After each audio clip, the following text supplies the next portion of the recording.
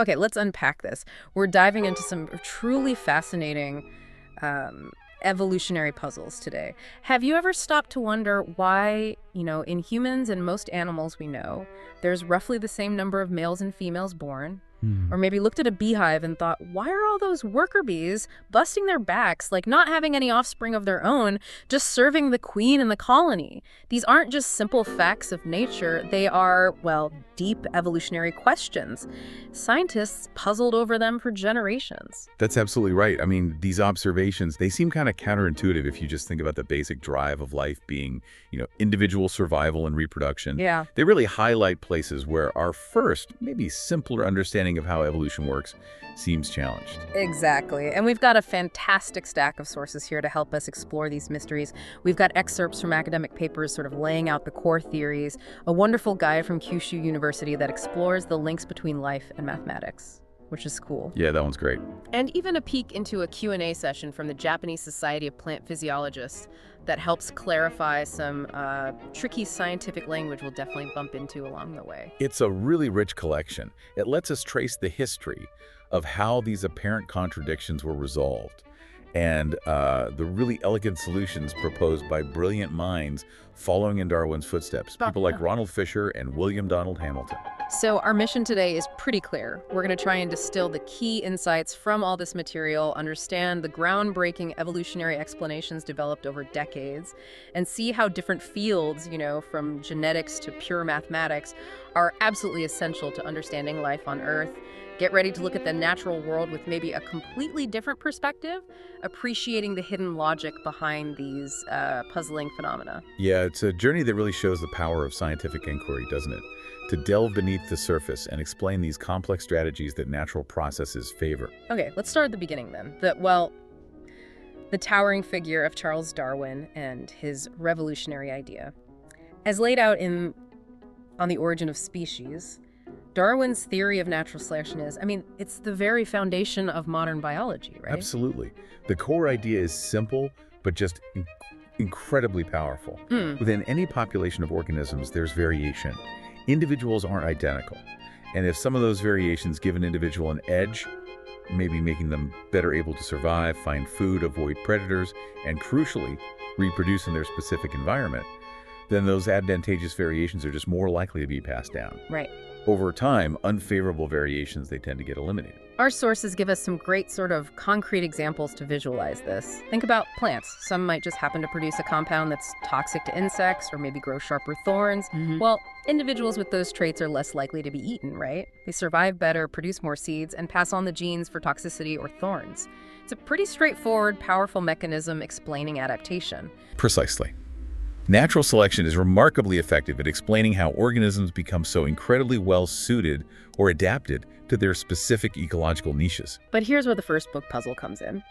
While natural selection explains so much, Darwin himself openly struggled with a persistent question that didn't seem to be easily resolved by this core mechanism of individual survival and reproduction. The remarkably consistent 1.1 sex ratio we see in so many species, including our own. Yes, it's a fascinating point. Humans are very close to 1.1.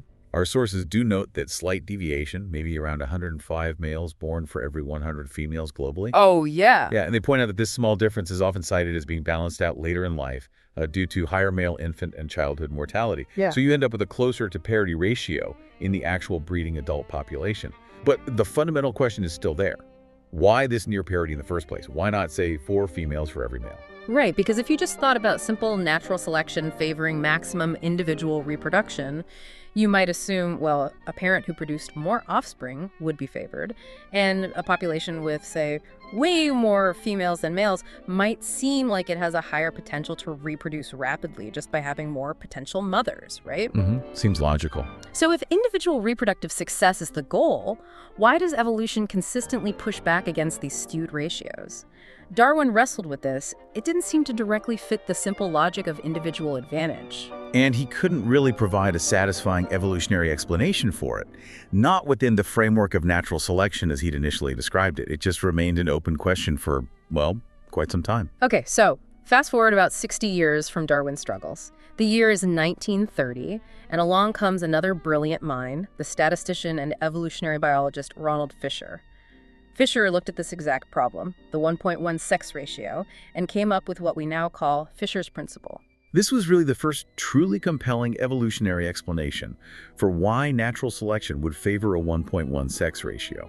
And it wasn't because it necessarily maximizes population growth, but because it represents what Fisher called an evolutionarily stable strategy. Okay, let's unpack that phrase. An evolutionarily stable strategy, or ESS. What does that mean exactly? Well, it's basically a strategy that if most individuals in a population adopt it, it can't be successfully invaded or outcompeted by some alternative or mutant strategy. It's like a stable point that selection naturally drives towards. Ah, okay. Like an equilibrium. Exactly. And Fisher's principle explains the 1.1 ratio as exactly that kind of stable strategy. He described it really elegantly by thinking about the reproductive value of sons versus daughters, but from the parent's perspective.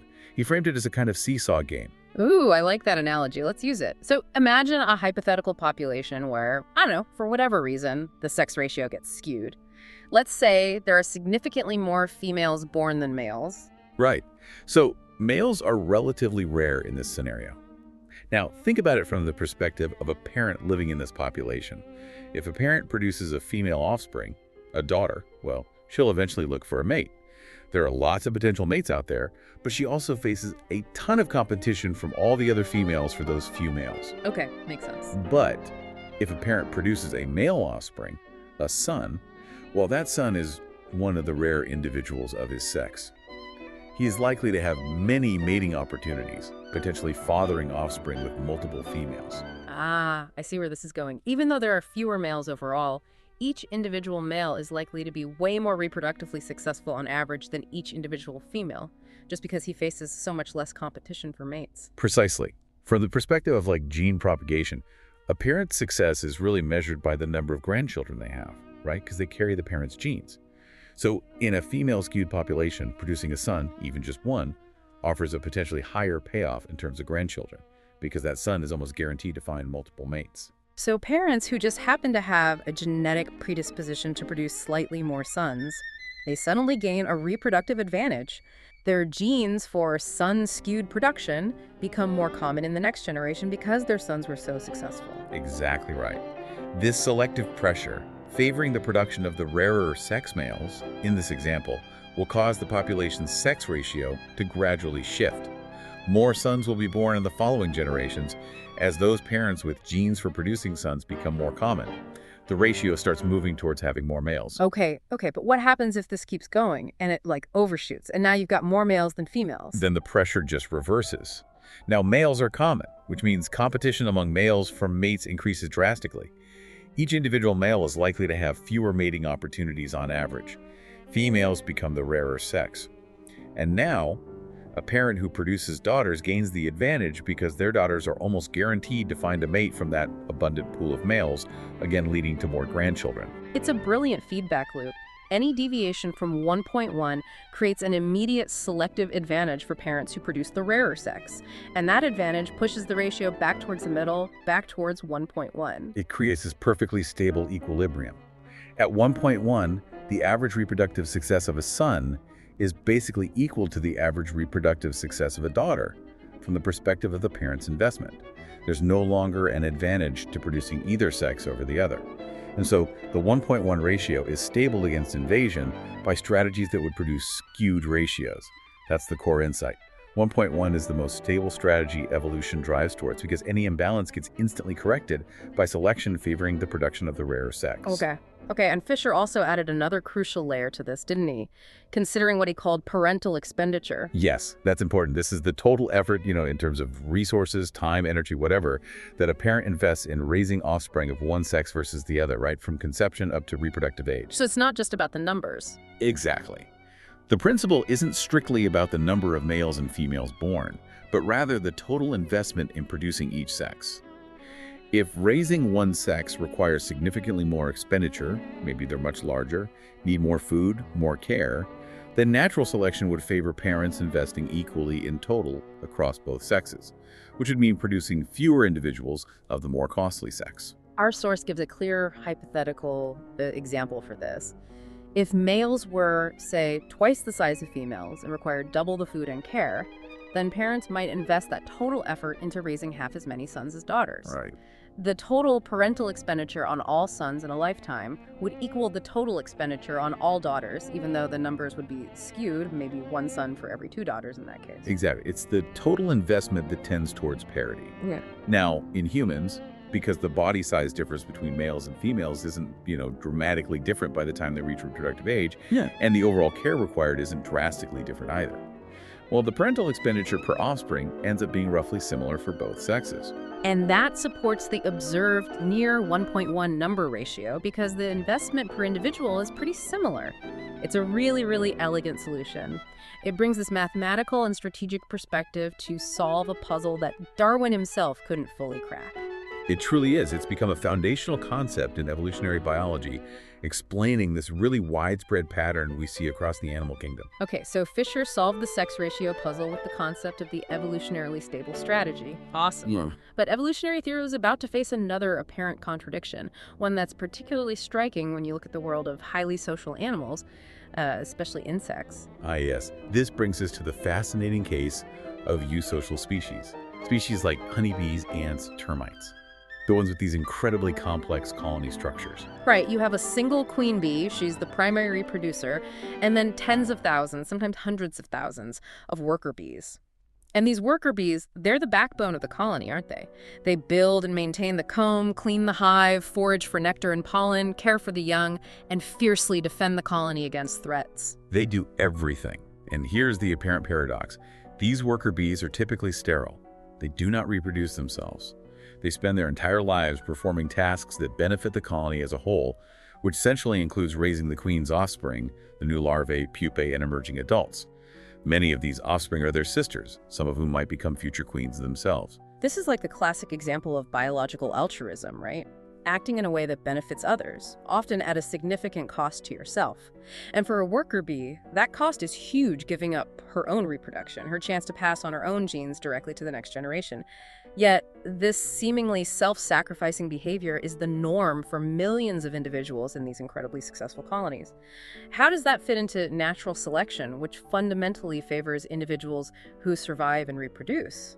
It seems like a gene that made you sterile and just dedicated to helping others. Well, it should quickly disappear from the population, shouldn't it? It really does appear to be a direct challenge to that core principle of survival and reproduction of the individual organism.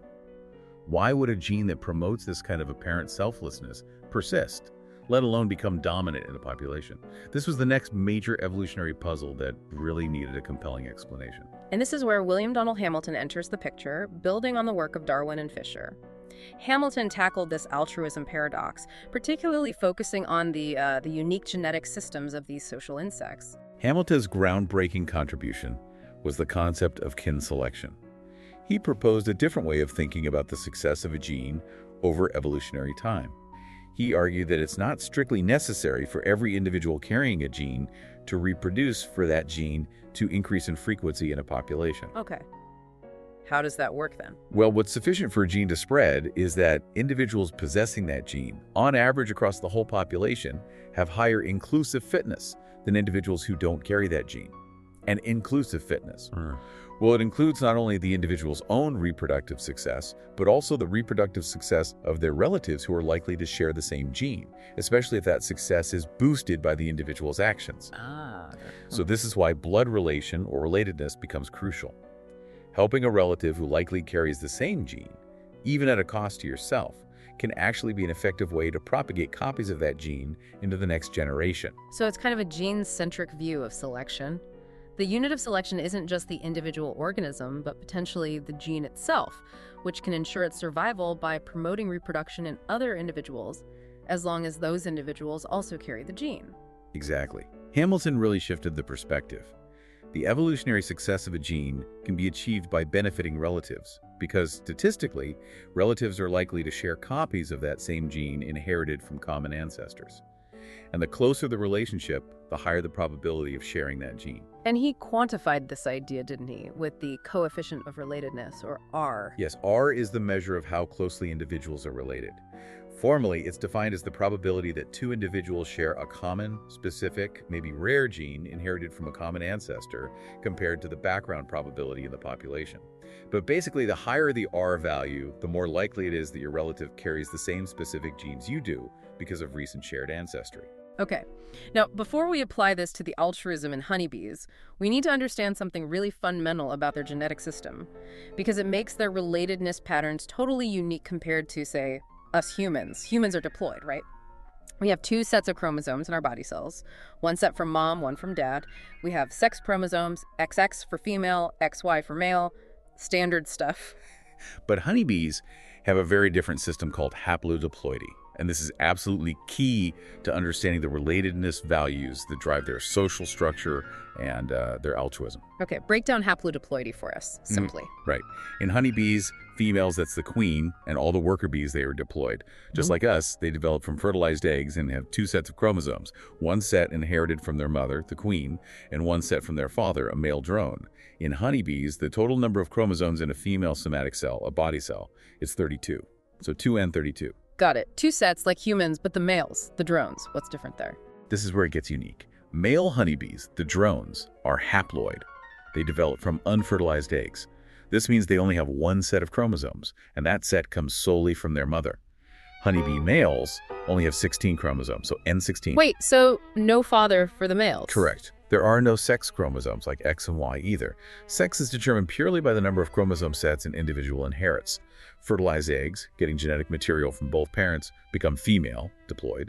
Unfertilized eggs, getting genetic material only from the mother, become male, haploid. Wow. That has some amazing implications for ancestry. Right. Our sources mention that human ancestry follows that simple pattern where the number of ancestors doubles each generation back. 2 parents, 4 grandparents, 8 great-grandparents, and so on. 2 to the power of n. Yes, that's our familiar pattern. Yeah. But for a female honeybee, her ancestry follows a Fibonacci sequence. It's wild. She has 2 parents, right? Her mother queen, her father drone. Okay, 2 parents. Now, her mother, being diploid, had a mother and a father, so 2 ancestors there. But her father, the drone, remember he was haploid, he came from an unfertilized egg. So he only had a mother, the queen, who laid the egg that became him. No father for him. Right. So a female honeybee has 2 ancestors from her mother's side plus 1 ancestor from her father's side, his mother. That's 2 plus 1 equals 3 grandparents. Whoa, 3 grandparents. Okay. Then her 2 grandmothers, they each had 2 parents, so that's 2 plus 2 equals 4 great-grandparents from that line. And her single grandfather, the drone, he only had a mother, so that's 1 great-grandparent from his side. So 4 plus 1 equals 5 great-grandparents. Exactly. Her 2 grandmothers contribute 2 ancestors each. Her single grandfather contributes only 1 ancestor, his mother. So 2 plus 1 equals 5 great-grandparents. The number of ancestors for a female honeybee in preceding generations follows the sequence 2, 3, 5, 8, 13. It's a perfect illustration of how profoundly different this genetic system is and how it just warps our usual patterns of inheritance. That is incredible, seriously. And crucially, this unique system must drastically change those coefficients of relatedness, R, that Hamilton talked about. Let's try and calculate R from the perspective of a worker female honeybee, since she's the one doing the altruistic acts for the colony. Right, let's do that. Let's compare her relatedness to different individuals in the hive. First, to her own mother or father. The standard rules apply here. She received half her genes from each parent, so R equals 0.5. Just like a human is related to their parent by 0.5. Okay, that makes sense. Standard parent-offspring relatedness. What about her brother, a male drone in the colony? Okay, remember her brother is haploid. He only has genes from his mother. The worker female is diploid, and she shares half her mother's genes on average. So the probability of sharing a specific gene with her brother through their mother is 0.5, the chance she got it from mom, times 0.5, the chance he got it from mom, which equals 0.25. Okay. And since he has no father, there's no shared genetic link through that side at all. So R between a female worker and her brother is just 0.25. Okay, so relatedness to her brother is pretty low, only 0.25. Now, what about her sister? This is the key relationship, right? It's central to the worker's altruism she's caring for the queen's daughters, who are her sisters. This is where the math gets unique and really critically important, all because the father is haploid. So 2 sisters, they share genes inherited from their mother and genes inherited from their father. From the mother, who is diploid, they share half their genes on average, just like human sisters do. That contributes 0.25 to the relatedness coefficient. Right, standard sibling relatedness from the mother's side, 0.25. Okay. Now consider the father. He's haploid. he has only one set of chromosomes. And when he produces sperm, because he only has that one set, he doesn't undergo the usual process of shuffling and having chromosomes like a diploid male with a process called meiosis. Instead, all of his sperm are genetically identical to each other and identical to his single set of chromosomes. Whoa, hold on. So any daughter he fathers receives that exact same single set of chromosomes from him, every single one. Exactly. If two daughters share the same mother and the same father, if they're full sisters, they receive the identical set of genes from that father. So for any gene that came from the father, the probability of two sisters sharing it is 1.0 certainty. Wow. Now, since the father contributes half of the genes to each daughter's genome, because he's one of two parents, his contribution to the sisters' relatedness is 0.5, which is a proportion of their genome from him times 1.0, the probability of sharing those specific genes, which equals 0.5. Okay, let me try and sum this up in my head.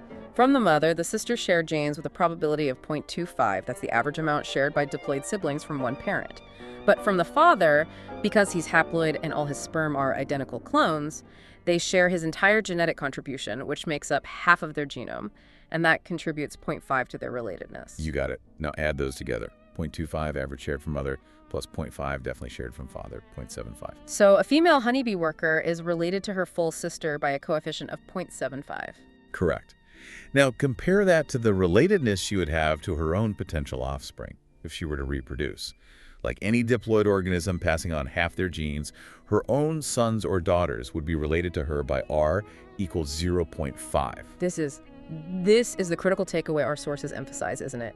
From a worker bee's perspective, her sisters, R 0.75, are genetically more closely related to her than her own potential offspring would be, R 0.5. This is the key that unlocks the altruism puzzle. And this super high relatedness is the absolute bedrock of Hamilton's explanation for worker altruism. It provides the genetic logic. It makes evolutionary sense. Which brings us back to Hamilton's rule. You mentioned the formula earlier. B times R minus C is greater than 0. Yes, B x R C 0. This little inequality is what predicts whether an altruistic act will be favored by kin selection. Let's break it down again.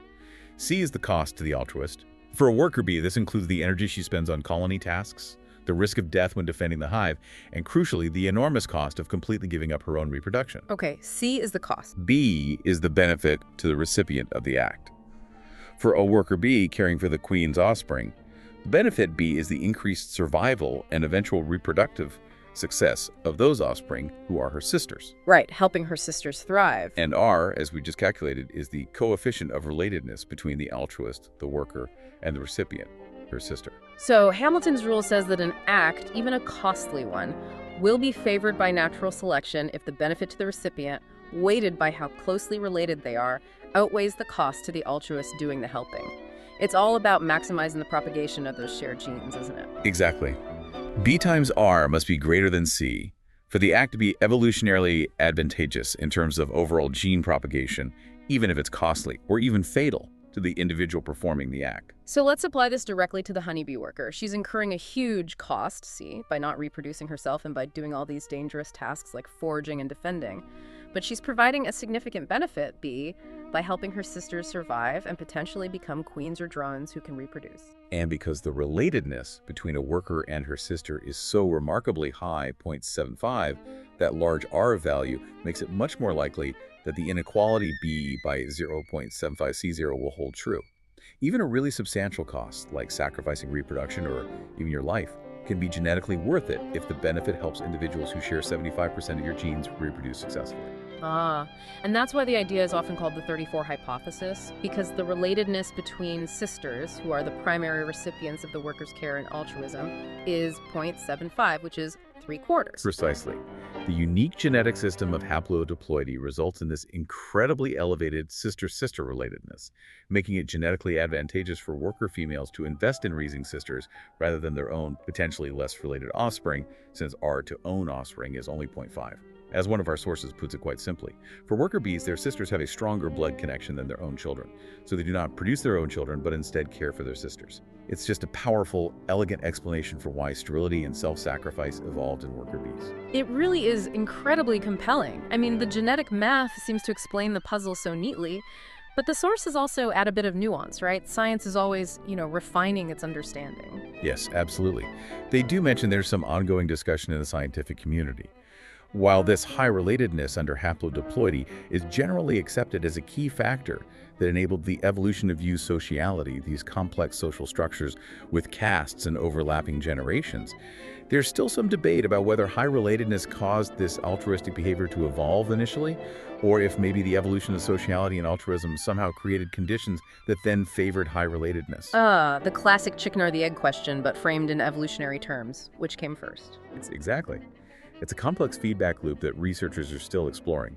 Also, that calculation of R equals 0.75 for sisters, it assumes the queen mated with only a single male.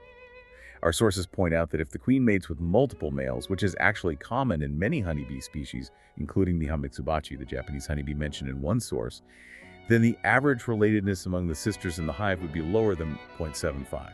Oh, right, because some would be half-sisters? Exactly. They'd share the same mother but have different fathers. Their relatedness would only be 0.25, just through the mother. So this multi-mating behavior adds complexity to the colony's genetic structure and dynamics. Kin selection and relatedness still play a fundamental role, of course, just maybe with a lower average R across the whole sisterhood in the hive. Still, the core idea that genetic relatedness, particularly that elevated relatedness you get from haplodiploidy, can drive seemingly altruistic behavior on such a massive scale, it's incredibly powerful.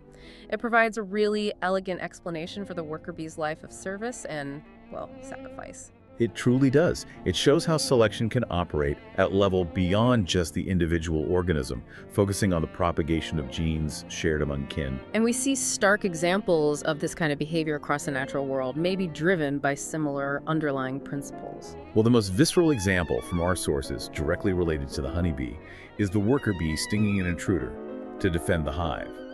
They are defending the colony, which is composed primarily of their highly related sisters and their mother, the queen. And the cost is absolute and immediate, isn't it? The worker bee's barbed sting actually detaches from her body, fatally wounding her in the process. One individual sacrifices her life, and in doing so, protects the entire highly related collective unit from a potential threat. It's a clear, maybe tragic, but clear illustration of the outcome of selection, acting on genes that favor kin, even, unto death. Our sources also briefly mention human examples, like risking your life to save a drowning relative. This illustrates how kin selection might play a role in human altruism, although, of course, human motivations are far more complex and layered. They're not solely dictated by genetic relatedness in the way they appear to be for these obligately social insects. Sure. Lots more going on with us. And there's that really intriguing example from the plant world mentioned too, the symbiotic relationship between the carnivorous Nepenthes bicalcarata pitcher plant and these specific ants, Camponotus schmitzi. Oh yeah, I saw that. It's fascinating, isn't it? The pitcher plant provides resources.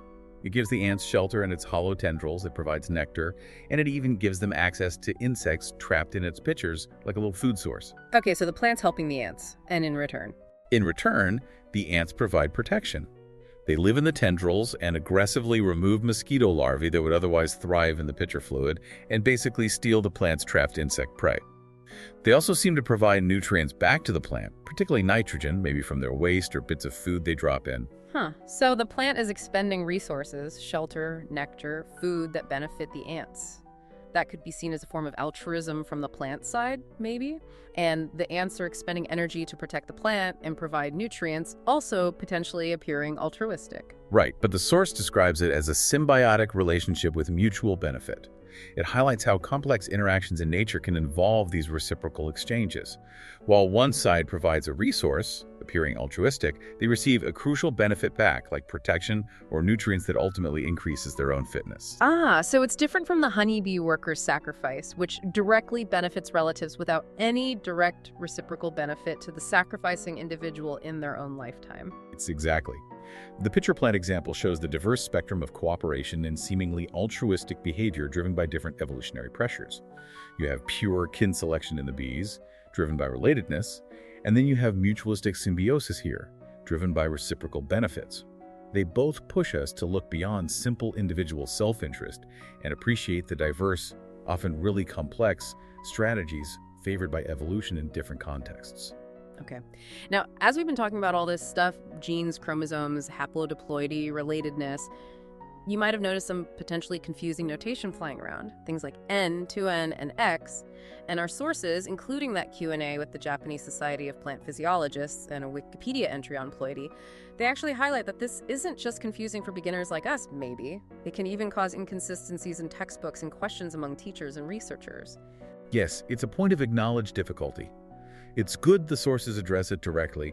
They do a pretty good job of trying to clarify the standard usage and also explain why it's confusing by mentioning historical variations and ongoing academic debate. You see that in papers like Peruzzi's from 2013 and discussions cropping up even as recently as that 2025 Q&A. Well, it's reassuring to know it's not just us finding it a bit tricky. The JSPP Q&A mentions that the concept of X was introduced way back in 1937 by a guy named C.D. Darlington, specifically to represent the basic chromosome number, particularly when talking about polyploid organisms with multiple sets of chromosome beyond the usual diploid state. But its usage has apparently seen some variation over time, which adds to the potential for confusion. The key, I think, is to understand the core concepts these symbols are intended to represent in their standard usage, even if textbooks aren't always perfectly consistent. The sources do explain the standard distinction pretty well. Okay, let's try and break down that standard distinction as presented in our material as simply as possible. First up, Right. So it usually represents the number of chromosome sets in a gamete, sex cell like sperm or egg. It also denotes the haploid phase in an organism's life cycle. This is particularly relevant in organisms like plants or fungi, where the haploid stage can actually be a significant part of their life, like the whole game to fight generation. Got it. So, ATN is generally about gametes or the haploid phase of life. Okay, what about 2? 2 again represents the total number of chromosomes in a somatic cell, a regular body cell, as opposed to a gamete. And the sources really emphasize this. 2 again represents the somatic chromosome number regardless of the organism's underlying ploidy level relative to X. It also denotes the diploid phase of a life cycle, meaning the phase with the somatic chromosome number. Okay, that's the tricky part, isn't it? 2 in Keynes means the somatic cell number and the diploid phase, but the 2 doesn't necessarily mean the organism is diploid in the sense of having 2 sets of X. Exactly. And this brings us neatly to X. X represents the basic chromosome number in a single fundamental set. It's used specifically when discussing ploidy, that is. How many complete sets of that basic number X are present in a cell? So X is about the basic building block set of chromosomes, and we use it to describe how many of those sets make up the full complement in a cell or organism. Yes, and the sources highlight that using notations like 3N, 4N, 5N, and so on to represent triploidy or tetraploidy or pentaploidy,